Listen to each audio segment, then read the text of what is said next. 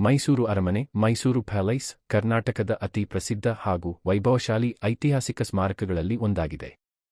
ಮೈಸೂರು ನಗರದ ಹೃದಯಭಾಗದಲ್ಲಿ ನೆಲೆಸಿರುವ ಈ ಅರಮನೆ ಭಾರತದ ರಾಜವಂಶಗಳ ಐಶ್ವರ್ಯ, ಸಂಸ್ಕೃತಿ ಮತ್ತು ಶಿಲ್ಪಕಲೆಯ ಅದ್ಭುತ ಉದಾಹರಣೆಯಾಗಿದೆ.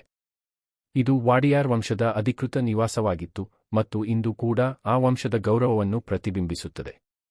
ಮೈಸೂರು ಅರಮನೆಯ ಇತಿಹಾಸವು ಬಹಳ ಪುರಾತನವಾಗಿದೆ. ಮೂಲತಃ ಈ ಅರಮನೆ ಮರದಿಂದ ನಿರ್ಮಿಸಲ್ಪಟ್ಟಿತ್ತು. ಆದರೆ 1897ರಲ್ಲಿ ಸಂಭವಿಸಿದ ದಸರಾ ಹಬ್ಬದ ಸಮಯದ ಅಗ್ನಿ ಅವಘಡದಲ್ಲಿ ಅದು ಸಂಪೂರ್ಣವಾಗಿ ಸುಟ್ಟುಹೋಯಿತು.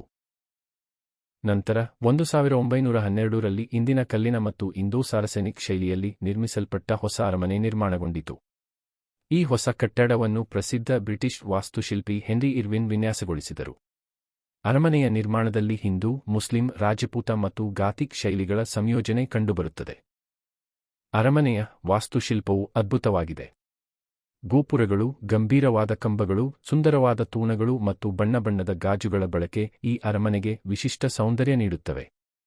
ಅರಮನೆಯ ಮಧ್ಯದಲ್ಲಿ ಉನ್ನತವಾದ ಗೋಪುರವಿದ್ದು ಅದರ ಮೇಲೆ ಬಂಗಾರದ ಗೂಡು, ಗೋಲ್ಡನ್ ಡೌಮ್ ಇದೆ. ಇದು ದೂರದಿಂದಲೇ ಕಾಣುವಷ್ಟು ಆಕರ್ಷಕವಾಗಿದೆ. ಅರಮನೆಯ ಒಳಭಾಗವೂ ಸಹ ಅದ್ಭುತ ಕಲಾಕೃತಿಗಳಿಂದ ಅಲಂಕರಿಸಲ್ಪಟ್ಟಿದೆ.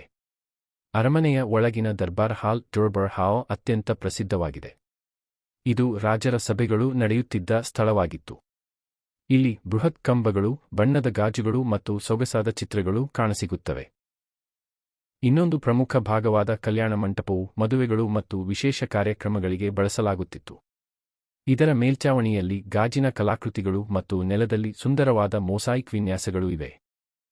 ಮೈಸೂರು ಅರಮನೆ ವಿಶೇಷವಾಗಿ ಬೆಳಕಿನ ಅಲಂಕಾರದಿಂದ ಪ್ರಸಿದ್ಧವಾಗಿದೆ. ಪ್ರತಿ ಭಾನುವಾರ ಮತ್ತು ವಿಶೇಷ ದಿನಗಳಲ್ಲಿ ಅರಮನೆಗೆ ಸಾವಿರಾರು ವಿದ್ಯುತ್ ದೀಪಗಳನ್ನು ಅಳವಡಿಸಿ ಅದನ್ನು ಬೆಳಗಿಸಲಾಗುತ್ತದೆ. ಈ ದೃಶ್ಯವನ್ನು ನೋಡಲು ಸಾವಿರಾರು ಪ್ರವಾಸಿಗರು ಬರುತ್ತಾರೆ. ವಿಶೇಷವಾಗಿ ಮೈಸೂರು ದಸರಾ ಸಮಯದಲ್ಲಿ ಅರಮನೆಯ ವೈಭವ ಮತ್ತಷ್ಟು ಹೆಚ್ಚುತ್ತದೆ. ದಸರಾ ಹಬ್ಬದ ಸಂದರ್ಭದಲ್ಲಿ ರಾಜಕೀಯ ಮೆರವಣಿಗೆಗಳು, ಸಾಂಸ್ಕೃತಿಕ ಕಾರ್ಯಕ್ರಮಗಳು ಮತ್ತು ಜಂಬೂ ಸವಾರಿ ನಡೆಯುತ್ತವೆ. ಅರಮನೆಯ ಸುತ್ತಲೂ ವಿಶಾಲವಾದ ತೋಟಗಳು ಮತ್ತು ಉದ್ಯಾನಗಳು ಇವೆ. ಪ್ರವಾಸಿಗರು ಇಲ್ಲಿ ನೆಮ್ಮದಿಯಿಂದ ಸುತ್ತಾಡಬಹುದು ಮತ್ತು ಪ್ರಕೃತಿಯ ಸೌಂದರ್ಯವನ್ನು ಆಸ್ವಾದಿಸಬಹುದು.